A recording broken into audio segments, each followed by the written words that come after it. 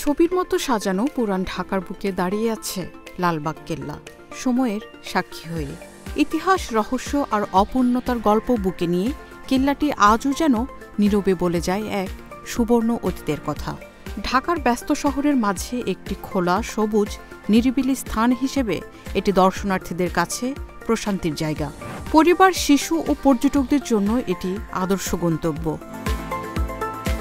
পুরান ঢাকা মানেই শুধু কোলাহল নয়, তার গভীরে আছে লালবাগ কেল্লার মতো ইতিহাসের নীরব কান্না আর অপার সৌন্দর্য, যেখানে মুঘল ঐতিহ্য, অপূর্ণ প্রেম আর স্থাপত্যশৈলী একসঙ্গে গাঁথা হয়ে আছে চিরকালীন এক কাব্যে।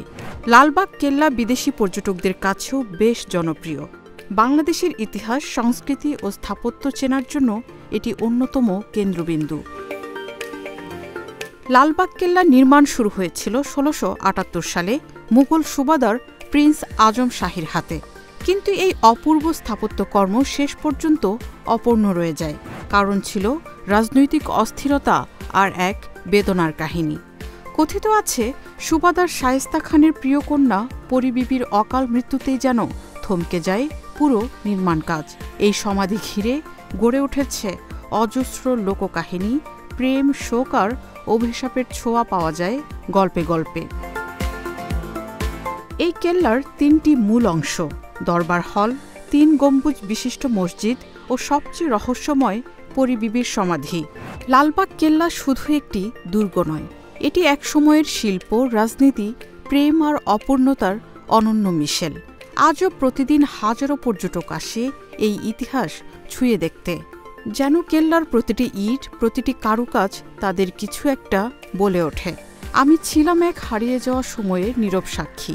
মসজিদ, দরবার হল, পরিবিবির সমাধি ও বাগান ঘেরা এই দুর্গ প্রাচীন ইট, চুনসুরকি ও মার্বেল পাথরের নিখুঁত কারুকাজে তৈরি, যা মুঘল স্থাপত্যের উৎকর্ষতার এক অনন্য নিদর্শন।